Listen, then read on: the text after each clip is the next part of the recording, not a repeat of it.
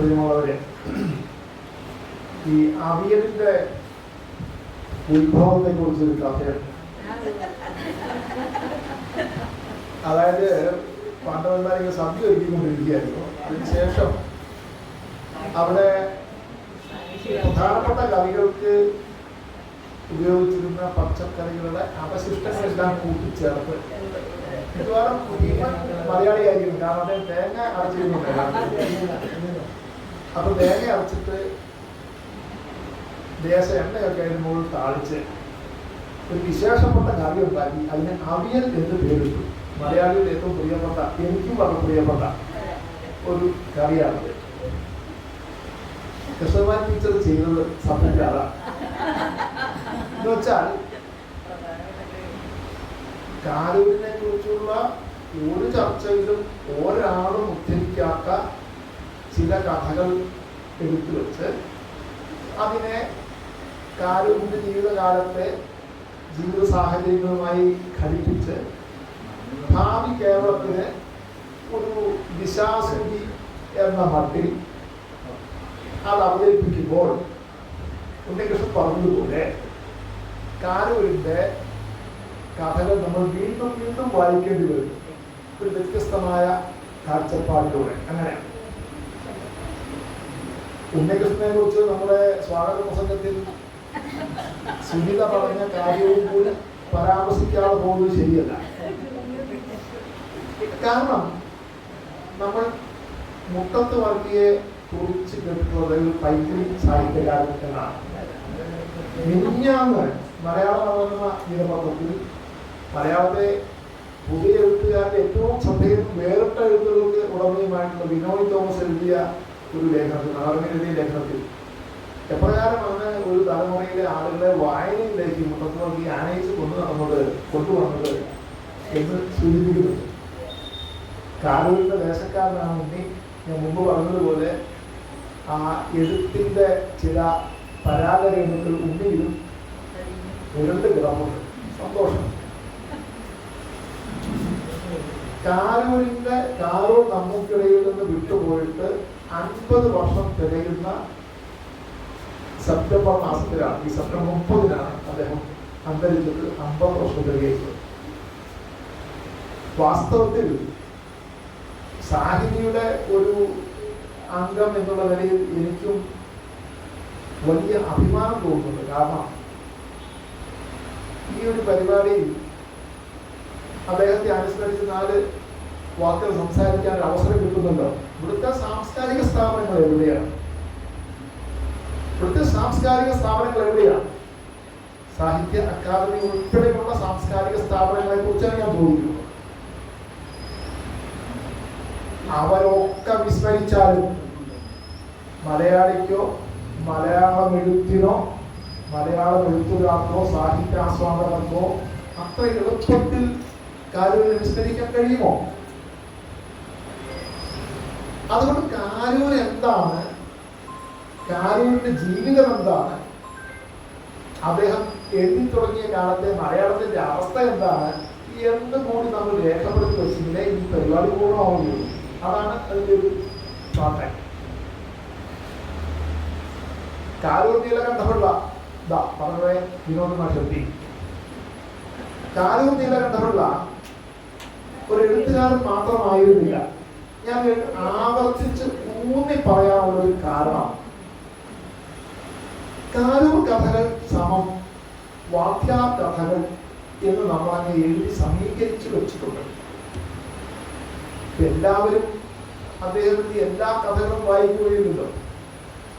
ആ കഥാപ്രപഞ്ചത്തിൽ അങ്ങനെ എറിച്ചു നിൽക്കുന്നത്, ഒരു തിരുവനന്തപുരം ഭാഗമാണ്, എറിച്ചു നിൽക്കുന്നത്, മുടച്ചു നിൽക്കുന്നത് ഈ വാക്യാർ കഥകളാണ്. എന്നിട്ട് നമ്മൾ പറയും, അയ്യോ ആ കാലത്ത് വാക്യാന്മാരുടെ ജീവിതം എത്രയോ കഷ്ടമായിരുന്നു, കഷ്ടതരമായിരുന്നു. അപ്പൊ അതേക്കുറിച്ച് അദ്ദേഹം ദീനദീനമായി ഇൻസ്പെക്ടർ വന്നപ്പോൾ വൃത്തിയുള്ള വസ്ത്രമില്ലാത്തത് കൊണ്ട് ഒരു വിദ്യാർത്ഥിയുടെ ഉടുകൊണ്ട് പറിച്ച് ഉടുക്കുകയും മറ്റൊരു ടീച്ചറിനെ രണ്ടാമത് വാങ്ങി ധരിക്കുകയും ഒക്കെ ചെയ്തു നിൽക്കുന്ന ഒരു അധ്യാപകൻ ഇങ്ങനെയായിരുന്നു കേരളത്തിലെ അധ്യാപകർ എന്ന് പറയുമ്പോൾ ഇപ്പോഴത്തെ തലമുറ വാസ്തവത്തിൽ പുച്ഛിച്ച് ചിരിക്കും. കാരണം അധ്യാപകൻ വെച്ചാൽ അവർക്ക് യൂണിവേഴ്സിറ്റി UGC ശമ്പളമോ അല്ലെങ്കിൽ സ്റ്റേറ്റ് സ്കെയിലോ ഒക്കെ കിട്ടുന്ന അധ്യാപകനെയാണ് പെട്ടെന്ന് മനസ്സിൽ വരിക. അപ്പോൾ കാരുണ്യലവന്റെ വഴി എഴുതിയ കഥകൾക്കൊന്നും സമകാലിക പ്രസക്തി ഇല്ലല്ലോ എന്നൊക്കെ ആണ് ചർച്ചകൾ പോകാറ്. 187 കഥകളാണ് അദ്ദേഹം എഴുതിയിട്ടുള്ളത്. ഒരു കണക്കുണ്ട്. 191 വേറെ കണക്കുണ്ട്. ടീച്ചർ 200 കണക്ക് പറഞ്ഞു കേട്ടു. അതിൽ വെറും 19 കഥകൾ മാത്രമാണ് വാദ്യാർ കഥകൾ, അധ്യാപക കഥകളുള്ളത്. അപ്പൊ അതിന് ഇത്ര പ്രാധാന്യം വരാനുള്ള ഒരു കാര്യം ആ കഥകളുടെ ഒരു സാമൂഹ്യ പശ്ചാത്തലം പെട്ടെന്ന് ആളുകൾക്ക് മനസ്സിലാകുക. പട്ടിണി, ദാരിദ്ര്യം, അത് അധ്യാപകന്റെ ആയാലും പോലീസുകാരന്റെ ആയാലും എഴുന്നള്ളൊരു കഥയുണ്ടല്ലോ. എഴുന്നള്ളൊരു കഥയിൽ ഒരു പോലീസുകാരൻ ഒരു കുറുപ്പ് ഇല്ലേ, എഴുന്നള്ളത്ത് ഡ്യൂട്ടി അതാണ്. അപ്പോൾ ഭാര്യയ്ക്ക് പ്രസവം എടുത്തു. അയാൾക്ക് ദീനക്കാരനായ ഒരു കുട്ടി വീട്ടിലുണ്ട്. ഈ ഭാര്യ പ്രസവിക്കുമ്പോൾ അതിന് സഹായം കൊടുക്കാൻ വേണ്ടി ഒരു മിഡ്വൈഫിനെ വിളിക്കാൻ 2 രൂപ കൊടുക്കാനില്ല. അതുകൊണ്ട് അയാൾ വഴിയിറങ്ങി കാണുന്നവരോടൊക്കെ കസർത്ത് കളിച്ച് കൈക്കൂലി പിടിച്ച് പണം പിടിക്കുന്ന ഒരു പോലീസുകാരൻ. അപ്പോൾ വാസ്തവത്തിൽ അടിസ്ഥാനപരമായ അധ്യാപകരുടെയും പോലീസുകാരുടെയും ഒക്കെ ജീവിതാവസ്ഥ ഒന്ന് തന്നെയാണ്. അപ്പൊ ഇത്തരത്തിൽ കാരൂർ കഥയെ വാദ്യാർ കഥയായി, വാദ്യാർ എന്ന് പറഞ്ഞാൽ വളരെ പക്വമതിയായ, വളരെ അടങ്ങി മിതമാക്കായി ജീവിക്കുന്ന ഒരാൾ എന്ന മട്ടിൽ ചുരുക്കപ്പെട്ടു പോയതുകൊണ്ട് വാസ്തവത്തിൽ ആരായിരുന്നു കാരൂർ എന്ന് നമ്മൾ വീണ്ടും ഒന്ന് അന്വേഷിക്കുകയും 1898 ജനിക്കുന്നത്. 1975 അദ്ദേഹം മരിക്കുന്നത്. 34-ാമത്തെ വയസ്സിലാണ് അദ്ദേഹം ആദ്യത്തെ കഥ എഴുതുന്നത്. ടീച്ചറാക്കാൻ സൂചിപ്പിക്കുകയുണ്ടായി. എന്ന് പറഞ്ഞാൽ ഏകദേശം ഒരു 35 വർഷക്കാലമാണ് അദ്ദേഹത്തിന്റെ സാഹിത്യ ജീവിതം ഉണ്ടായിരുന്നത്. നോവലുകൾ എഴുതി, അത് അന്നേ പരാജയമായിരുന്നു. നാടകം എഴുതി, അത് ആരും ശ്രദ്ധിച്ചില്ല. കഥകളാണ് അദ്ദേഹത്തിന്റെ മേഖല. അപ്പൊ കഥകൾ എന്ന് പറയുമ്പോൾ ചെറുകഥ എന്ന സാഹിത്യ രൂപം എപ്രകാരമാണ് ലോകത്ത് മലയാളത്തിൽ ഒക്കെ വളർന്നു വന്നിട്ടുള്ളത് എന്നും നമ്മൾ അന്വേഷിക്കേണ്ടി വരും. ലോകത്ത് അനവധി കഥകളുണ്ട്. കഥകളുടെ മഹാപ്രപഞ്ചമുണ്ട്. ഭാരതത്തിൽ തന്നെ നമ്മൾ പറയുന്ന കഥകളാകുന്ന സരിത്തുകൾ ചേർന്ന് ചേരുന്ന ഒരു മഹാസാഗരം, അതാണ് കഥാസരിത്സാഗരം എന്ന് പറയും. ഇവിടെ എന്തിനെ കുറിച്ചും കഥകളാണ്. അത് കേരളത്തിന്റെ ഒരു മഹാശക്തിയായി ഇത്തരം മിത്തോളജി. നിങ്ങൾക്ക് ഒരു എറുമ്പിനെ കണ്ടാലും അയ്യോ ആ എറുമ്പ് എന്ന് പറയുന്നത് അത് വെറും എറുമ്പല്ല, അത് തുപ്പക്കോട്ടത്തിന് എണ്ണയുമായി പോകുന്ന ഇട്ടേക്കണം എന്നാ എണ്ണപ്പുഴു. നിങ്ങൾക്ക് ഒരു കാക്കയെ കണ്ടാൽ ആ കാക്ക ബലിക്കാക്കയാണ്. അത് മരിച്ചുപോയ നമ്മുടെ മുത്തശ്ശനോ മുത്തശ്ശിയോ അല്ലെങ്കിൽ മരിച്ചുപോയ ഒരാളുടെ ഒരു ആത്മാവുമാണ്. നിങ്ങൾക്ക് ആൽവൃക്ഷം കണ്ടാൽ അയ്യോ അതിന്റെ ഇടയിലാണ് ഉണ്ണിക്കണ്ണൻ കിടന്നുറങ്ങുന്നത്. നമ്മളൊരു തെങ്ങ് കണ്ടാൽ അത് ഭൂമിയിലെ കർക്കോഷമാണ്. അതിലെല്ലാം ഒരു ഡിവൈൻ കണക്ഷൻ വെച്ചിരിക്കുകയാണ്. ഇവിടെ എല്ലാത്തിനും ഇപ്പോ ഒരു നദിയായാലും ഒരു പർവ്വതമായാലും ഒരു വൃക്ഷമായാലും ഒരു ജീവിയായാലും എല്ലാത്തിനും നമ്മളൊരു കഥയുണ്ടാക്കും. അത് ഭാരതത്തിന്റെ പ്രത്യേകതയാണ്. ലോകത്തിപ്പോൾ ഡെക്കാമറോൺ കഥകൾ, ഈസോപ്പ് കഥകൾ, പഞ്ചതന്ത്രം കഥകൾ, ഇങ്ങനെ കഥകൾ അനവധി ഉണ്ടെങ്കിലും ഈ കഥകൾക്ക് ഒരു ദേശാന്തര ഗമനമുണ്ട്. ഈസോപ്പ് കഥകളിൽ പലതും നമ്മൾ പഞ്ചതന്ത്ര കഥകളിലും വായിക്കും. സമാനമായ കഥകൾ അവിടെയും ഇവിടെയും വായിക്കും. അങ്ങനെയാണ്. കഥകളുടെ റാണി എന്നറിയപ്പെടുന്നത് 1001 രാവുകളിൽ കഥ പറയുന്ന സഹസ്രാദ് ആണ്. അങ്ങനെയാണ്. കഥയുടെ ആഖ്യാന ശക്തി കൊണ്ട് തന്റെ കഴുത്തിനെ രക്ഷിച്ച ഷഹസാദ്. അത് അറബിയിലുള്ള കഥകളാണ്. പക്ഷേ ഇത്തരം കഥകൾ ഒന്നുമല്ലാതെ ചെറുകഥ എന്ന ഒരു സാഹിത്യവും വരുന്നത് വാസ്തവത്തിൽ 20-ാം നൂറ്റാണ്ടിൽ ഒരു സാമൂഹിക മാറ്റത്തിന് ഫലമായി ആളുകൾക്ക് സാക്ഷരത വർദ്ധിക്കുകയും യുദ്ധാനന്തര സമൂഹത്തിൽ ആളുകൾക്ക് പുതിയതരം സാഹിത്യ രൂപങ്ങളോടൊരു ആഭിമുഖ്യം ഉണ്ടാവുകയും ഒക്കെ ചെയ്യുമ്പോൾ യൂറോപ്പിലാണ് ഈ ഒരു സാഹിത്യ രൂപം ഉണ്ടാവുന്നത്. ഇതര സാഹിത്യ രൂപങ്ങളെ പോലെ മലയാളത്തിലും ചെറുകഥ എന്ന സാഹിത്യ രൂപം ഒരു സാഹിത്യ രൂപമായി വരുന്നത് ഇംഗ്ലീഷ് സാഹിത്യവുമായുള്ള ബന്ധം കൊണ്ടാണ്. ചന്തുമേനോനെ കുറിച്ച് പറയും, അദ്ദേഹം ഇംഗ്ലണ്ടിൽ അക്കാലത്ത് പുറത്തിറങ്ങുന്ന ഏറ്റവും പുതിയ പുസ്തകങ്ങൾ തപാലിൽ വരുത്തി വായിച്ചിരുന്ന ആളാണ്. അതുകൊണ്ടാണ് ചന്തുമേനോന് ഇന്ദുലേഖയെ പോലെ ഒരു മോസ്റ്റ് മോഡേൺ എന്ന് വേണമെങ്കിൽ വിളിക്കാവുന്ന ഒരു യുവതിയെ, ഒരു സ്ത്രീ കഥാപാത്രം സൃഷ്ടിക്കാൻ കഴിഞ്ഞത് എന്ന് പറയും. അപ്പൊ അത്തരത്തിൽ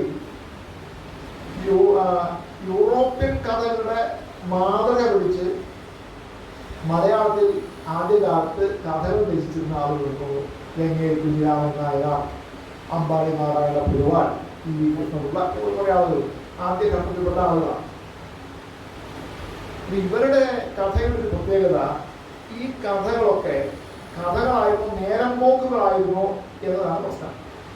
നമുക്ക് നമ്മുടെ നാട്ടിൽ ആളുകൾ ഏതൊരു സംഭവത്തെയും വർണ്ണിച്ച് വിവരിച്ച് പറയും. ഒരു ആഖ്യാനമുണ്ട്, നാട്ടുപുറത്തിൻ്റെ ഒരു ആഖ്യാനമുണ്ട്. ഒരു CS ഗോപാലപ്പണിക്കരുടെ ഒരു മുതല നായാട്ട് ഒരു കഥയുണ്ട്. ഒരു മുതലയെ പിടിക്കാൻ പോകുന്ന കഥയാണ്. അവസാനം ഈ പഴയകാല സിനിമകളിലൊക്കെ ശുഭം എന്ന് എഴുതി കാണിക്കുന്നതുകൊണ്ട് എല്ലാം മുതലയെ പിടിച്ച് ആള് പരിക്കേൽക്കാതെ തിരിച്ചു വന്നു ശുഭം. ഒരു മദിരാശി പിത്തലാട്ടം എന്നൊരു കഥയുണ്ട്. ഇതൊക്കെയാണ് നമ്മുടെ ആദ്യകാല കഥകൾ.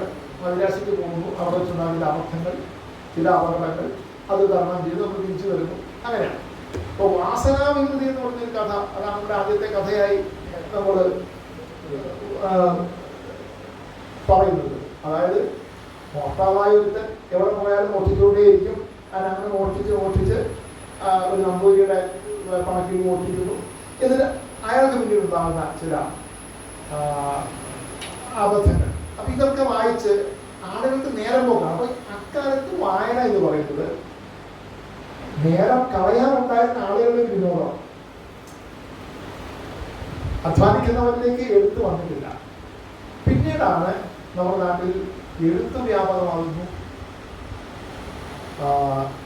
അച്ചടി വ്യാപകമാകുന്നു, മാസികകൾ വ്യാപകമാകുന്നു. ആ കാലഘട്ടത്തിലാണ് അടുത്ത ഘട്ടത്തിൽ മനുഷ്യന്റെ സാമൂഹിക ജീവിതവുമായി ബന്ധപ്പെട്ടുള്ള ചില ആഖ്യാനങ്ങൾ വരുന്നത്. ഈ ആഖ്യാനങ്ങൾ നമ്മുടെ VT ഭട്ടതിരിപ്പാടിൻ്റെയും MRBയുടെയും മുത്തരിങ്ങോട് ഭൗത്രാളം നമ്പൂതിരിപ്പാടിൻ്റെയും രചനകളിലാണ് നമ്മൾ പുതിയ ഒരു അവബോധം കാണുന്നത്. ഇവരെക്കുറിച്ചൊക്കെ നമ്മൾ മുമ്പ് പറഞ്ഞതുപോലെ തന്നെ ഇവരാരും സാഹിത്യം എഴുതിക്കളയാം എന്ന് എഴുതിയ ആളുകളല്ല. ഒരു സാഹിത്യം എഴുതിക്കളയാം എന്ന് കരുതി എഴുതിയവരല്ല ഇതാരും. നമുക്ക് ചില കാര്യങ്ങൾ സമൂഹത്തോട് പറയാറുണ്ട്. ഇത് പറയാതിരിക്കാൻ നോക്കിയില്ല. പ്രത്യേകിച്ച് ഈ തൻ്റെ സമുദായത്തിലെ വിധവകളായിട്ടുള്ള സ്ത്രീകളുടെ ദുരന്തങ്ങൾ, കൗമാരം കടക്കും മുമ്പേ വിധവകളായി തീർന്ന അന്തർജനങ്ങളുടെ കഥകൾ.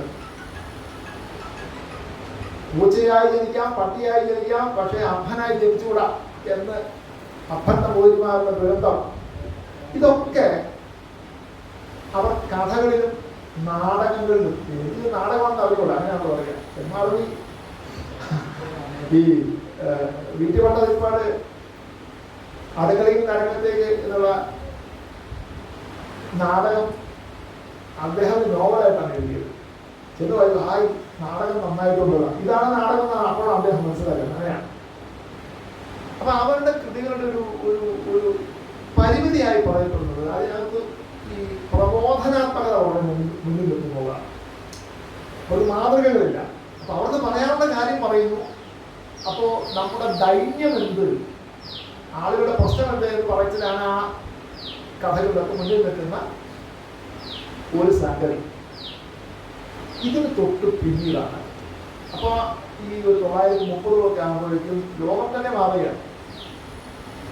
നമുക്കറിയാവുന്നതുപോലെ 1917 റഷ്യയിൽ ഒക്ടോബർ വിപ്ലവം വരിക. ഒക്ടോബർ വിപ്ലവം സാഹിത്യമായിട്ട് ബന്ധമെന്ന് വെച്ചാൽ നാളതുവരെ മനുഷ്യന്റെ ഒരു വിശ്വാസം, ഞാൻ എന്തുകൊണ്ട് ഒരു ദരിദ്രനായിരിക്കും, ഞാൻ എന്തുകൊണ്ട് പിന്നോക്കക്കാരനായിരിക്കും, ഇതൊരു വിധിയാണ്, ഇത് ദൈവഹിതമാണ്, അതിനെ തിരുത്താൻ നിനക്ക് സാധ്യമല്ല. അപ്പോൾ നീ ദരിദ്രനാണെങ്കിൽ, പിന്നോക്ക ജാതിക്കാരനാണെങ്കിൽ നീ ആ ജീവിതം ഭംഗിയായി ചെയ്തുകൊള്ളുക, അതിൽ നിനക്ക് മുക്തിയില്ല എന്നാണ്. പക്ഷേ ലോകത്താദ്യമായി അതിനൊരു മാറ്റം ഉണ്ടാവുന്നത് ഈ ഒക്ടോബർ വിപ്ലവം കൊണ്ടാണ്. റഷ്യയിലെ യാചനി എന്നറിയപ്പെട്ടിരുന്ന, യൂറോപ്പിലെ യാചനി എന്നറിയപ്പെടുന്ന റഷ്യയിലാണ് ആദ്യമായിട്ട് വിപ്ലവം ഉണ്ടാകുന്നത്. ആ വിപ്ലവം ലോകത്തുണ്ടാക്കി വെച്ചൊരു മാറ്റം എന്ന് വെച്ചാൽ, നിങ്ങൾക്ക് നിങ്ങളുടെ വിധി മാറ്റിമറിക്കാൻ കഴിയും. നിങ്ങൾ സംഘടിച്ചാൽ നിങ്ങൾക്ക് നിങ്ങളുടെ ജീവിതത്തിന്റെ അലകും പിടിയും മാറ്റാൻ കഴിയും, ഒരു പുതിയ സമൂഹത്തെ സൃഷ്ടിക്കാൻ കഴിയും എന്ന ഒരു പുതിയ അവബോധം റഷ്യയിൽ നിന്ന് സാവധാനം ലോകത്തിന്റെ എല്ലാ ഭാഗങ്ങളിലേക്കും പരക്കുകയാണ്. അപ്പൊ സാഹിത്യം എന്ത്, എന്തിന്, എപ്രകാരം എന്ന ഒരു പുതിയ ചോദ്യം ഈ ഒക്ടോബർ വിപ്ലവത്തിന് ശേഷം ലോകത്ത് വ്യാപകമാകുന്നുണ്ട്. ഇപ്പൊ ജീവിതത്തിന്റെ നിലവാരം ഉയർത്തുന്നതിന്, ജീവിത പ്രശ്നങ്ങളെ പരിഹരിക്കുന്നതിന് സാഹിത്യം സഹായകമാവണം എന്ന ആ ചിന്താഗതിയിൽ നിന്നാണ് ജീവൻ സാഹിത്യ പ്രസ്ഥാനം എന്ന ഒരു സാഹിത്യ പ്രസ്ഥാനം ഉണ്ടാകുന്നത്. സാമൂഹിക പ്രശ്നങ്ങൾ കൃതികളിൽ ആവിഷ്കരിക്കുന്ന ഒരു പുതിയ രീതികൾ. ആ പ്രസ്ഥാനമാണ് പിന്നീട് പുരോഗമന സാഹിത്യ പ്രസ്ഥാനം ആയി വരുന്നത്. അതൊരു ഭാഗവും നടക്കുന്നു. ഈ കാലമാകുമ്പോഴേക്കും 2 ലോകമഹായുദ്ധങ്ങൾ നടക്കുന്നുണ്ട്. അതേ തുടർന്ന് ലോകത്ത് വലിയ തോതിലുള്ള ആൾനാശം ഉണ്ടാകുന്നുണ്ട്, പട്ടിണി ഉണ്ടാകുന്നുണ്ട്. മറ്റൊരു ഭാഗത്ത് നിങ്ങൾക്ക് സിഗ്മണ്ട് ഫ്രോയിഡിന്റെ ഇന്റർപ്രിട്ടേഷൻ ഓഫ് ഡ്രീംസ് പോലത്തെ ബൗദ്ധിക ലേഖനങ്ങൾ വരുന്നുണ്ട്. അങ്ങനെ ഇതെല്ലാം കൂടി ചേർന്ന് ലോകത്ത് ഒരു പുതിയ മാനവ കുലത്തിന്റെ സൃഷ്ടിക്ക് ആവശ്യമായ അസംസ്കൃത വസ്തുക്കൾ ഇങ്ങനെ പല ഭാഗത്തു നിന്നും ഉണ്ടായിക്കൊണ്ടിരിക്കുന്നു. മലയാളത്തെ സംബന്ധിച്ച് പറയുകയാണെന്നുണ്ടെങ്കിൽ ഇക്കാലത്താണ് തിരുവനന്തപുരം കേന്ദ്രീകരിച്ച് കേസരി ബാലകൃഷ്ണപിള്ള എന്നൊരു മഹാമനീഷി, അക്കാലം വരെ സംസ്കൃതത്തിന്റെ പിടിയിൽപ്പെട്ടിരുന്ന മലയാള സാഹിത്യത്തിലേക്ക് ഫ്രഞ്ച്, റഷ്യൻ സാഹിത്യങ്ങളിലുള്ള വിവർത്തനവുമായി വരുന്നു. മോപ്പസാങ്ങിന്റെയും ആന്റൺ ചെക്കോവിന്റെയും ഒക്കെ കഥകൾ വിവർത്തനം ചെയ്ത് അദ്ദേഹം പ്രസിദ്ധീകരിക്കുകയാണ്.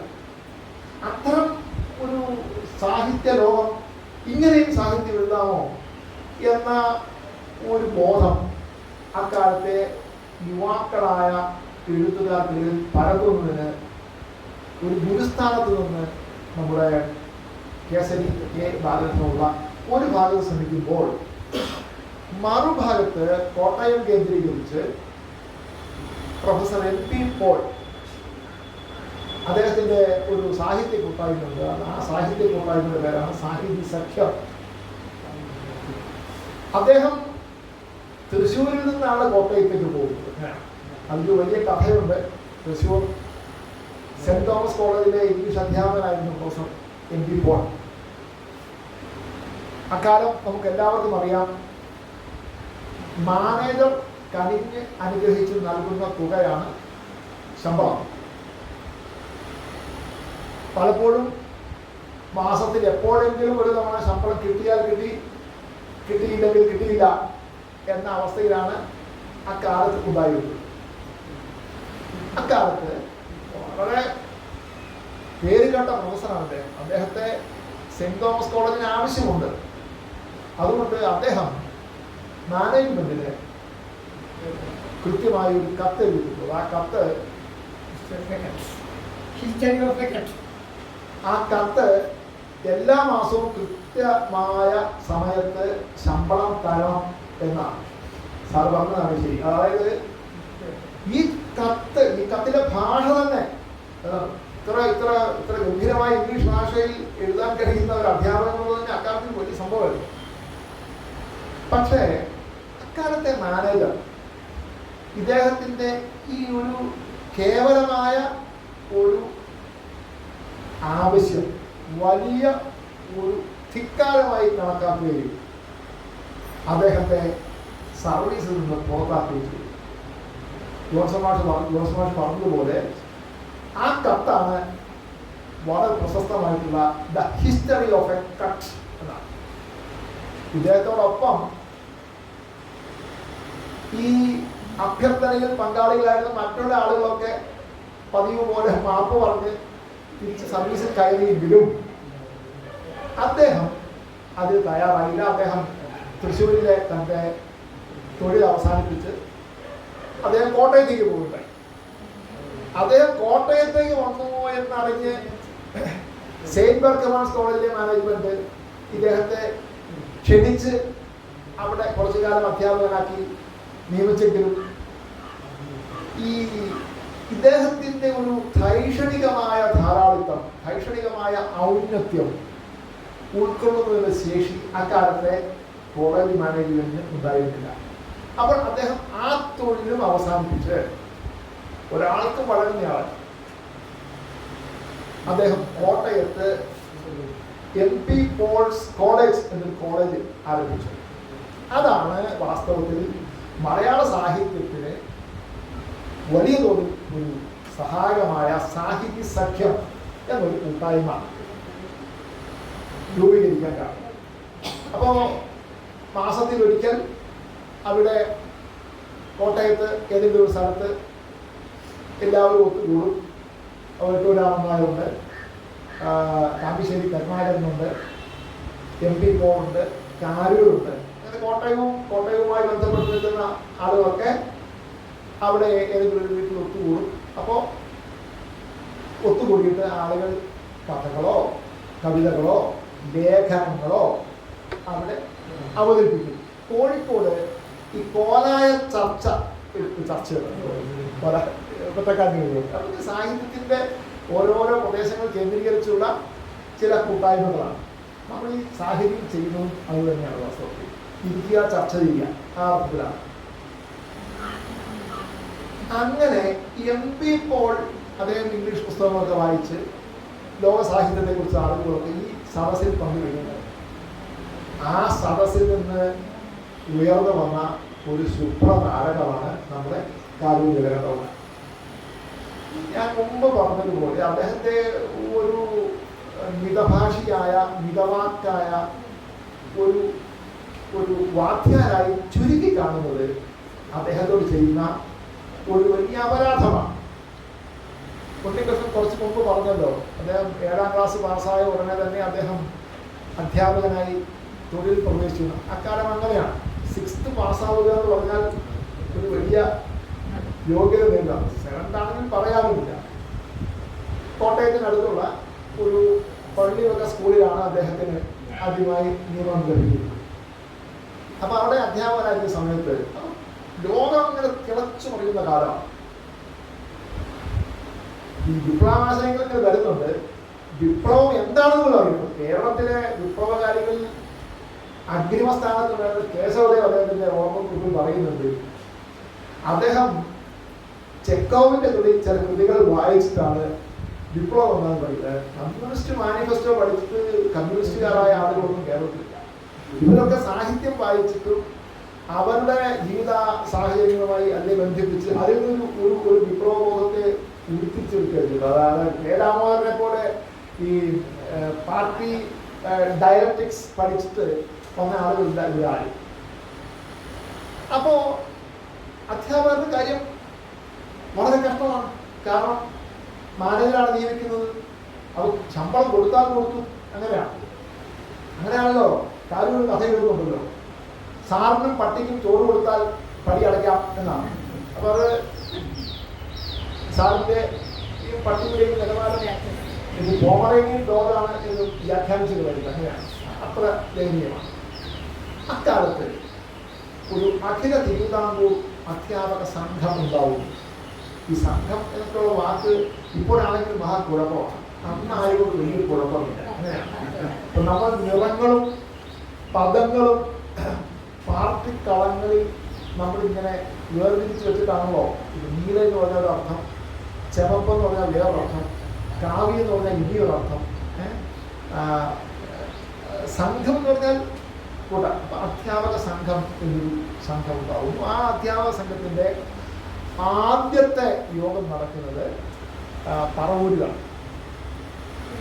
രണ്ടാമത്തെ യോഗം നടക്കുന്നത് ഇത്രേ വർഷം ആ യോഗം നടക്കുന്നത് ഏറ്റുമാനൂരിൽ വെച്ചിട്ടാണ്. ഈ ഏറ്റുമാനൂർ പല രാഷ്ട്രീയ, സാമൂഹിക, സാംസ്കാരിക, സാഹിത്യ സംഭവങ്ങൾക്കും എന്താണ് പീഠഭൂമി ഒരുക്കിയിട്ടുള്ള സ്ഥലമാണ് ഈ ഏറ്റുമാനൂർ. അപ്പം അന്ന് അവിടെ ഈ യോഗം നടക്കുമ്പോൾ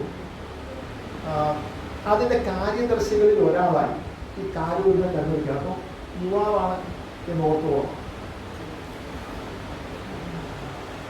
അന്ന് അവിടെ ആ അധ്യാപക സംഘത്തിൻ്റെ യോഗത്തിൽ അവർ മുന്നോട്ട് വെച്ച ഒരാവശ്യം അധ്യാപകർക്ക് ശമ്പള വർധനവ് കൊടുക്കണം, സ്ഥിരമായി ശമ്പളം കൊടുക്കണം, ശമ്പള വർധനവ് വേണം. ഒരു നിവേദനം പൊന്നുതമ്പുരാന് കൊടുക്കാൻ അവർ തീരുമാനിച്ചു. പിന്നീട് അത് ചർച്ച ചെയ്ത് അത് കൊടുക്കേണ്ടതില്ല എന്ന് തീരുമാനിച്ചു. പക്ഷേ ഇങ്ങനെ ഒരു ചർച്ച അവിടെ ഉണ്ടായി എന്ന് അറിഞ്ഞ ഉടൻ തന്നെ കിങ്കരന്മാർ വിവരം രാജാവിന്റെ ശ്രദ്ധയിൽപ്പെടുത്തുകയും ഈ കാര്യദർശികളായ രണ്ടുപേരെയും സർവീസിൽ നിന്ന് പുറത്താക്കുകയും ബാക്കിയുള്ള ആളുകളെ സസ്പെൻഡ് ചെയ്യുകയും ചെയ്തു. മാപ്പ് പറഞ്ഞാൽ തിരിച്ചെടുക്കാം എന്നാണ്. ഇവിടെയാണ് കാരൂരിന്റെ ഒരു സ്വഭാവം നമ്മൾ മനസ്സിലാക്കേണ്ടത്. അദ്ദേഹം മാപ്പ് പറയാൻ തയ്യാറായില്ല. പിന്നീട് കുറച്ച് കാലം കഴിഞ്ഞപ്പോൾ അദ്ദേഹത്തിന്റെ സസ്പെൻഷൻ പിൻവലിച്ചു എങ്കിലും ഈ തൊഴിലിൽ നിന്ന് പുറത്താക്കപ്പെട്ട ഈ ഒരു കാലം കൃഷ്ണകുമാർ ടീച്ചർ മുമ്പേ കൃത്യമായി സൂചിപ്പിച്ചതുപോലെ അദ്ദേഹത്തിന്റെ ഉള്ളിലെ ഓൺട്രപ്രണർ, സംരംഭകൻ പുറത്തേക്ക് വരികയും അദ്ദേഹം മൂന്നാറിൽ പോയി ഒരു ഏലത്തോട്ടം മാനേജരായി ജോലി ചെയ്യുകയുണ്ടായി. നമ്മൾ കഥകൾ വായിച്ച് മനസ്സിലാക്കുന്ന ഒരു കാര്യവും എന്തായാലും അക്കാലത്ത് നമുക്ക് ചെന്നെത്തിപ്പെടാൻ കുറച്ച് ബുദ്ധിമുട്ടുള്ള മൂന്നാർ പോലത്തെ ഒരു സ്ഥലത്ത് പോയി അവിടെ ഒരു തോട്ടം മാനേജരായി ജോലി ചെയ്യുന്നത് സങ്കല്പിക്കാനേ കഴിയില്ല. അദ്ദേഹം അതുകൊണ്ട് നിന്നില്ല. അദ്ദേഹം ആലപ്പുഴയിൽ പോയി കയർ വ്യവസായത്തിൽ ഇടപെടുകയും അതിൻ്റെ കച്ചവട രീതികളൊക്കെ പഠിക്കുകയും ചെയ്തു. അവിടെ നിന്നാണ് ഈ സഹകരണ സംഘം എന്ന് പറയുന്ന ആശയം ഒരുപക്ഷെ അദ്ദേഹത്തിൻ്റെ മനസ്സിൽ രൂപപ്പെട്ടുണ്ടാവാൻ സാധ്യത. പല തൊഴിലുകൾ ചെയ്തു. അദ്ദേഹം വൈദ്യനായി പോലും ജോലി നോക്കുക, ആയുർവേദ വൈദ്യം. ഈ അഷ്ടകണ്ഠ നിലം മാഷം ഗുണമാനതി സമ്പൃഷൈഹി അർത്ഥമാസ പ്രയോഗേന കുഞ്ഞരേണ സമം ബലം നമ്മൾ കുറച്ച് കേട്ടിട്ടുണ്ട്. അങ്ങനെയാണ്. അതായത് അശ്വഗന്ധവും തിലം മാഷേക്കാളെ കൂട്ടി അരമാസം പ്രയോഗിച്ചാൽ ആനയ്ക്കൊത്ത ബലം. ഇങ്ങനെ സംസ്കൃതത്തിലാണ്. അദ്ദേഹം ഒരു ആയുർവേദ വൈദ്യന്റെ കൂടെ അദ്ദേഹം കുറച്ച് കാലം നിന്നിട്ട് കുറച്ച് വൈദ്യവും അദ്ദേഹം പഠിച്ചു. ഈ ഒരു ഘട്ടത്തിലാണ് അദ്ദേഹത്തിന് വേറൊരു തോന്നലുണ്ടാകുന്നത്. എന്തുകൊണ്ട് എഴുത്തുകാർക്ക് ഒരു കൂട്ടായ്മ ഉണ്ടായിട്ടില്ല? ആ ഒരു ചിന്തയാണ് സാഹിത്യ പ്രവർത്തന സഹകരണ സംഘം എന്ന ലോകത്തിലെ ഏറ്റവും വലിയ സാഹിത്യ കൂട്ടായ്മയ്ക്ക് ബീജാവാപം ചെയ്തിട്ടുള്ളത്. നിങ്ങൾ ബഷീറിന്റെ വിശപ്പ് എന്ന കഥ വായിച്ചിട്ടുണ്ട്. അങ്ങനെയാണല്ലോ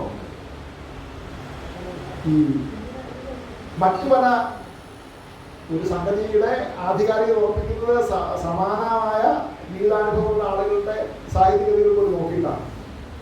എഴുത്തുകാരന്റെ സ്ഥിതി എന്തായിരുന്നു?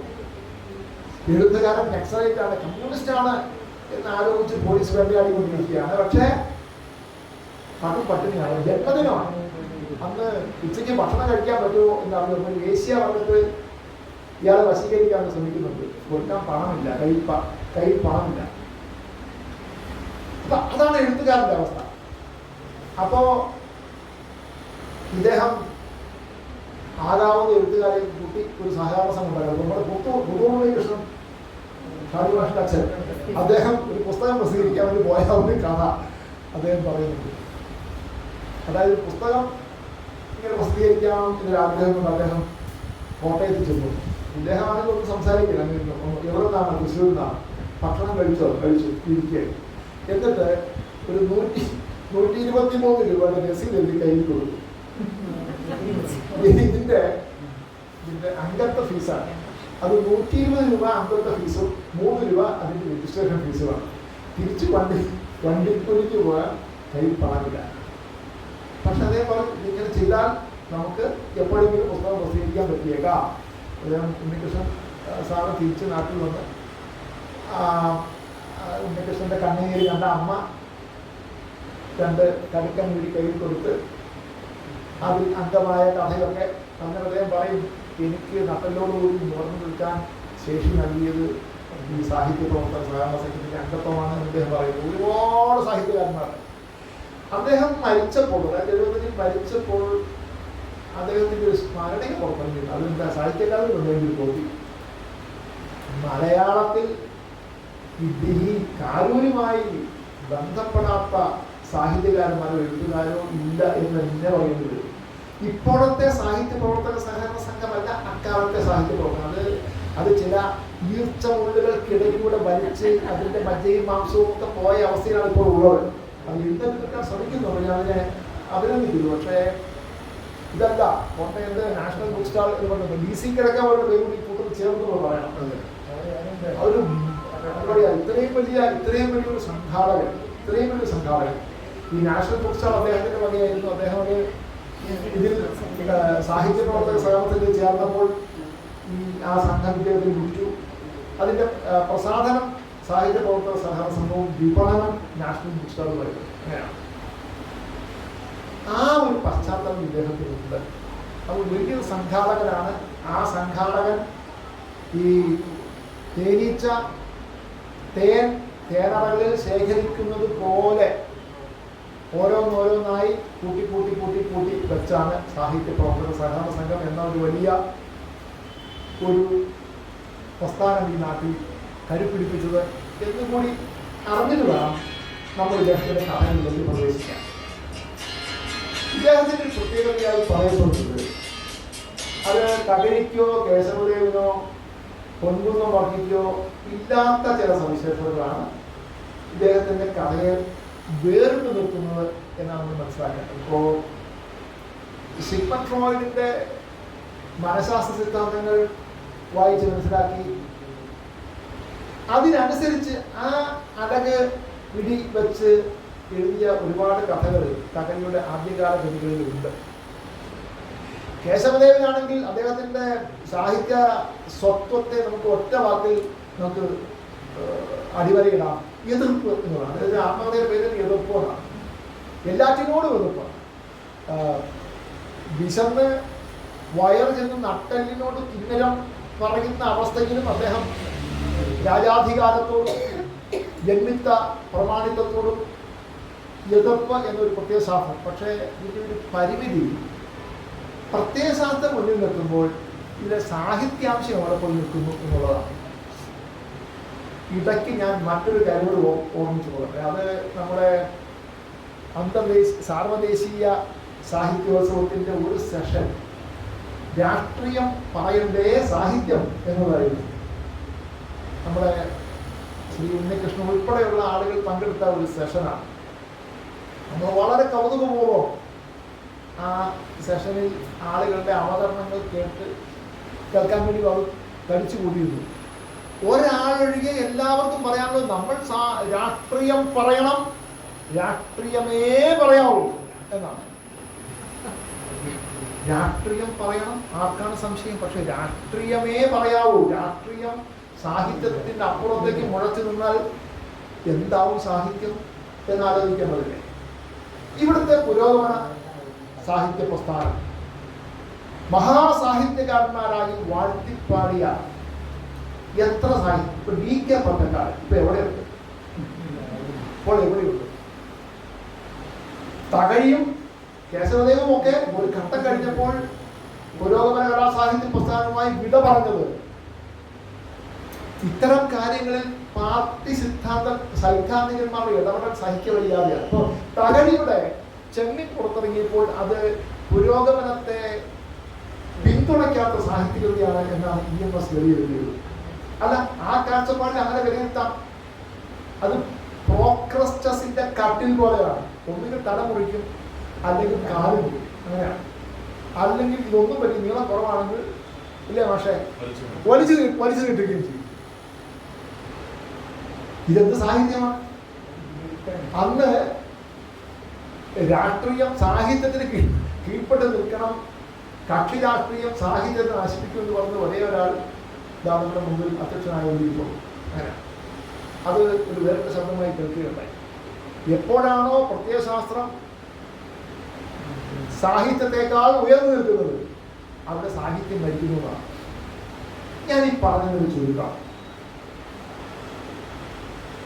കാരൂർ നീലകണ്ഠപിള്ള അദ്ദേഹം ജീവിച്ചിരുന്ന കാലഘട്ടത്തിന്റെ സവിശേഷതകൾ ഒന്നും ഉൾക്കൊള്ളാതെ ജീവിച്ച ആളാണ് എന്നാണോ? ഒരിക്കലുമല്ല. അവിടെയാണ് അദ്ദേഹത്തിന്റെ വ്യതിരിക്തത. തകഴിയിലും കേശവദേവിലും പൊൻകുന്നം വർക്കിയിലും SK പൊറ്റക്കാടിലും ഒന്നും കാണാത്ത ചില പ്രത്യേകതകൾ കാരൂരിന്റെ കഥകളിലുണ്ട്. അധ്യാപക കഥകൾ തന്നെ എടുക്കൂ. അതിൽ കുറച്ച് പ്രകടനാത്മകത മുന്നിൽ നിൽക്കുന്നുണ്ട് എന്ന് പോലും നമുക്ക് പറയാമെങ്കിലും നമ്മളെല്ലാം വായിച്ചിട്ടുള്ള പൂവമ്പഴം എന്നൊരു കഥയുണ്ടല്ലോ. ആ കഥ നമ്മൾ വായിക്കുന്നത് അന്തർജനത്തിന് തൻ്റെ മകന്റെ പ്രായക്കാരനായിട്ടുള്ള ആ അപ്പുവിനോട് തോന്നുന്ന അനുരാഗം എന്ന ഒരൊറ്റ ആസ്പെക്റ്റിലാണ്. വാസ്തവത്തിൽ അങ്ങനെയല്ല. ഈ കാരൂരിൻ്റെ കഥകൾ പല തലങ്ങളിൽ വായിക്കേണ്ടതുണ്ട്. പക്ഷെ നമ്മളുടെ നോട്ടം പലപ്പോഴും ഒരു കേന്ദ്ര ബിന്ദുവിൽ നമ്മൾ ഉറപ്പിച്ചു കഴിയുമ്പോൾ ആ ഫോക്കസിന്റെ പുറത്തുള്ള പല കാര്യങ്ങളും നമ്മൾ പലപ്പോഴും കാണാതെ പോവുകയാണ്. ഇതൊരു കുട്ടിയുടെ കണ്ണിലൂടെ, ഒരു പയ്യന്റെ മകന്റെ കണ്ണിലൂടെ പറയുന്ന കഥയാണ്. ആദ്യ ഭാഗം വായിച്ചു നോക്കി. ഞങ്ങളുടെ വീടിന്റെ തൊട്ടു കിഴക്കേത് ഒരു വലിയ ജന്മിയുടെ മനയാണ്. ഞങ്ങൾ അവരെ ആശ്രയിച്ചും സേവിച്ചുമാണ് കഴിയുന്നത്. ഞങ്ങൾ പരസ്പരം ഉപകാരികളാണെന്ന് പറഞ്ഞാൽ ഒരു തരത്തിൽ ശരിയായിരിക്കും. അവർ യജമാനന്മാരും ഞങ്ങൾ കൃത്യരും. മനയ്ക്കൽ എന്തെങ്കിലും വിശേഷമുണ്ടായാൽ പുറന്നാൾ ഉണ്ണിയൂണ് വേളി പിണ്ടം എന്തെങ്കിലും അന്ന് ഞങ്ങളുടെ വീട്ടിൽ തീ കത്തിച്ചിട്ട് ആവശ്യമില്ല. തിരുവാതിരയായാൽ മറ്റവിടെ കൈകൊട്ടിക്കളി ഉണ്ടായാൽ എൻ്റെ വീട്ടിലെ സ്ത്രീകൾ മനയ്ക്കലേ പോകും. ഞങ്ങൾ കുട്ടികൾ മാമ്പഴമുള്ള കാലത്ത് മനയ്ക്കലെ മാഞ്ഞുകൊട്ടി മാളം വെച്ച് കളിക്കുകയും മാമ്പഴം പൊറുക്കുകയും ചെയ്യും. അവിടത്തെ മുറ്റത്തുള്ള മരത്തിലാണ് ഞങ്ങൾ ഓണക്കാലത്ത് ഊഞ്ഞാലിടാറുള്ളത്. അങ്ങനെ പറയണ്ട, ആ മന ഞങ്ങളുടെ വീട്ടിലും ഉപരിയാണ് എന്ന് പറയുമ്പോൾ മനയുണ്ട്, മനയുടെ കാര്യസ്ഥനുണ്ട്. പക്ഷെ മനയും കാര്യസ്ഥന്റെ വീടും തമ്മിലുള്ള അകലം കുറഞ്ഞ ഒരു കാലത്തെയാണ് സൂചിപ്പിച്ചത്. നമ്മൾ ഭാഷയിൽ ചൊല്ലുന്നുണ്ടല്ലോ, ഇല്ലത്തെ ഊണ് കളഞ്ഞേക്കല്ലേ എന്നാണ്. മോഹൻദാസ് മാഷ ഇല്ലത്തെ ഊണ് കളഞ്ഞേക്കല്ലെന്നാണ്. അപ്പൊ ഇല്ലത്ത് കാര്യസ്ഥൻ കൊണ്ട് ചെല്ലുമ്പോ ആത്തന്മാര് ഹായ് വരിക രാമനാരെ കഴിച്ചിട്ട് പോവാം എന്ന് പറയും. അയ്യോ ഇന്ന് തിങ്കളാഴ്ചയല്ലേ, ഇന്ന് ഒരു നേരമാണ്, വേണ്ട, സന്തോഷം, കുഴപ്പമില്ല. അപ്പോ രാമനാരുടെ മോൻ രാമനാർക്ക് ശേഷം അവിടെ ചെന്നപ്പോൾ ഊണിന് ക്ഷണിച്ചു വന്നു, കുശാലായി കൊണ്ടുവന്നു, അവരോടുകൂടി ഊണ് നിന്നുമാണ്. ഇതൊരു പ്രത്യേക തലത്തിലുള്ളൊരു ജ്ഞാനിന്റെ കളിയാണ്. ഈ ജാതി പിരമിഡ് തകരാതെ എന്നാൽ പരസ്പരം അങ്ങോട്ടും ഇങ്ങോട്ടും കൊടുക്കൽ വാങ്ങലൊക്കെ നടക്കുന്ന ഒരു പ്രത്യേക സാമൂഹിക ജീവിതത്തിന്റെ ഒരു സൂചകമാണ് ആ കഥ. പക്ഷെ നോക്കും, ഇവിടെ ഈ പൂമ്പളം എന്നുള്ള കഥ വരുമ്പോഴേക്കും ജാതി കോട്ടകൾ തകരുന്നതിൻ്റെയും ഈ ജാത്യാഭിമാനമൊക്കെ കുറഞ്ഞ് ജാതി ഉണ്ടെങ്കിലും ഞങ്ങൾ തമ്മിലുള്ള അകലം ഇതിൽ തന്നെ കുറച്ച് കഴിയുമ്പോൾ ഈ പൂമ്പളം എന്ന അന്തർജനം പറയുന്നുണ്ട് അപ്പുവിന് എതിരെയും കടന്നു വരാം എന്നാണ്, എതിരെയും കടന്നു വരാം എന്നാണ്. കുറച്ച് കഴിയുമ്പോൾ ഈ ഉണ്ണി പറയുന്നുണ്ട്, ഞാൻ നന്നായി പഠിച്ച് ജോലിയൊക്കെ മേടിച്ച് ഞാൻ ഈ ഇല്ലം ഞാൻ സ്വന്തമാക്കും എന്ന് പറയുന്നു. ഇത് തന്നെയല്ലേ MP യുടെ 4 കെട്ടിലും പറയുന്നത്. അപ്പോ യൗവനയുക്തയായ ഒരു അന്തർജനത്തിന്റെ വാത്സല്യവും രതിയും ഇടകലർന്ന ഒരു മനോഭാവം ചർച്ച ചെയ്യുന്ന ഒരു കഥയിൽ പോലും വളരെ സൂക്ഷ്മമായി മാറുന്ന കാലഘട്ടത്തിന്റെ ചില സൂചകങ്ങൾ കാരു ചേർത്ത് വയ്ക്കുന്നുണ്ട്. കാരു എഴുതിയ എല്ലാ കഥകളും വിശേഷപ്പെട്ട കഥകളാണ് എന്ന് സ്ഥാപിക്കൽ എൻ്റെ പണിയേ അല്ല. അദ്ദേഹം എഴുതിയ കൃഷ്ണമാൻ ടീച്ചർ സൂചിപ്പിച്ച ആ പല കഥകളും ഇതൊരാളും വായിക്കാത്തത്. അതിൽ കഥാഖ്യാനത്തിൻ്റെ ഒരു ഗരിമ, അതിലൊരു ഔന്നത്യം നമുക്ക് കാണാൻ കഴിയില്ല. ഇപ്പൊ ചെകുത്താൻ എന്നൊരു കഥയുണ്ട്. എന്തുകൊണ്ടാണ് ആ കഥ ആളുകൾ വീണ്ടും വായിക്കുന്നത്? എപ്രകാരമാണ് പട്ടിണി, ദാരിദ്ര്യം, ഇല്ലായ്മ, രോഗം ആ അവസ്ഥയിൽപ്പെട്ട ഒരു കുടുംബത്തിലേക്ക് നയിച്ചെടുത്തി എന്ന് പറയുന്ന ഒരു വൃദ്ധയായ സ്ത്രീ ഇങ്ങനെ വഴിതെറ്റി പോകാനുള്ള ഒരു ചെറിയ ഉപദേശം ഇങ്ങനെ കടത്തി വിടുന്നത് വളരെ സ്വാഭാവികമായി മനസ്സിൽ കയറ്റി വിടുകയാണ്. അവിടെ ഒരു വാക്യം എഴുതി, അവൾ വൈകിട്ട് കടലയ്ക്കാ ചിമ്മിനി കത്തിച്ചു. ആ കെട്ടുതാലി, തലകുത്തി നിൽക്കുന്ന കെട്ടുതാലി, ഒറ്റ സൂചികയുള്ളൂ. അതായത് മനസ്സിന്റെ അപ്സൈഡ് ഡൗൺ എന്നൊരൊറ്റ സാധനം. ഇത് ഇങ്ങനെ മിതമായ വാക്കുകളിലൂടെ, ചില സൂചകങ്ങളിലൂടെ കഥ പറയാനുള്ള സവിശേഷമായ ഒരു സിദ്ധിവിശേഷം കാരൂരിന്റെ കഥകളുടെ പ്രത്യേകത. ഇത് ഒരു യൂറോപ്യൻ സാഹിത്യകാരന്റെയും ഏതെങ്കിലും ആഖ്യാനതന്ത്രത്തിന്റെ പകർപ്പല്ല എന്നുള്ളതാണ് എനിക്ക് ഇദ്ദേഹത്തെക്കുറിച്ച് പറയുമ്പോൾ പറയാനുള്ളത്. ഓരോ കഥയെക്കുറിച്ചും എടുത്ത് ഇങ്ങനെ നമുക്ക് പറയാനുള്ളത്. മരപ്പാവകൾ എന്ന് പറയുന്ന കഥയെക്കുറിച്ച് കൂടി സൂചിപ്പിക്കാതെ പോയാൽ ഈ സംഭാഷണം അത് അപൂർണമായി പോകുമെന്നുള്ളതുകൊണ്ടാണ്. നാട്ടുപുറത്തെ ആളുകൾ സംസാരിക്കുന്നത് അവരുടെ ഭാഷയ്ക്ക്, അവരുടെ തർക്കുത്തരങ്ങൾക്ക് എന്തൊരു നൈർമല്യവും ഭംഗിയുമാണ് അറിയണമെന്ന് ഇദ്ദേഹത്തിന്റെ കഥകൾ വായിക്കുന്നത്. ഒരു എനിയുമാറായിട്ട് കഥ എല്ലാവരും വായിച്ചതാണ്. ഒരു എനിയുമാറായിട്ട് ആളുകളുടെ പേരും വരും സ്വീകരിക്കാൻ വേണ്ടി ഒരു വീട്ടിൽ ചെല്ലുകയാണ്. പെരുവറക്കും യൗവനമാണ്, ആ വീട്ടിൽ അപ്പോഴുള്ള നളിനിക്കും യൗവനമാണ്. അവളുടെ യഥാർത്ഥ ജീവിതാവസ്ഥ, അവളെ വിവാഹം കഴിച്ചിട്ട് അവളെ കെട്ടിയ ആള് കള്ള് കുടിച്ച് മഹാകൊസ്രാക്കൊള്ളിയായി നടക്കുന്ന ഒരുത്തനാണ്. പക്ഷെ അവൾക്ക് ജീവിതത്തോട് വലിയ ഒരു അഭിനിവേശവും പ്രമേയവും ഉള്ള ഒരാളാണ്. ഒരു കലാകാരിയാണ്. ഇവർ തമ്മിലുള്ള ആ സംഭാഷണം പറയാതെ പറയുന്ന ചില മനസ്സിന്റെ പുതുക്കൽ വാങ്ങുക. പറയുന്നുണ്ടല്ലോ, ഭർത്താവുണ്ടോ?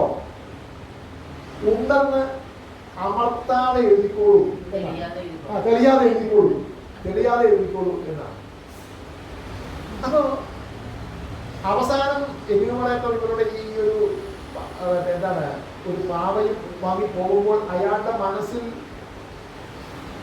മന്ദതാളത്തിൽ ഉയർന്നു കേട്ട ആ ആനന്ദ സംഗീതം കഥ വായിക്കുന്നവരുടെ മനസ്സിലേക്ക് പകരാൻ കഴിയുന്നു എന്നുള്ളതാണ് കാരൂരിന്റെ കഥാ രചനയുടെ പ്രത്യേകത. ഇത് വേറെ ഒരു സാഹിത്യകാരനെയും പകർപ്പല്ല, അദ്ദേഹത്തിന്റെ സ്വകീയമായിട്ടുള്ള രചനാ സവിശേഷതയാണ്. അപ്പോൾ ഞങ്ങളുടെ കോളേജ് ഗ്രൂപ്പിൽ നമ്മൾ ഈ പരിപാടിയുടെ ഈ പോസ്റ്റർ ഞാൻ ഇട്ടപ്പോൾ ഒരു അധ്യാപകൻ ചോദിച്ചു, ഇന്നത്തെ തലമുറയിൽപ്പെട്ട എത്ര പേർക്ക് കാരൂരിനെ അറിയാം?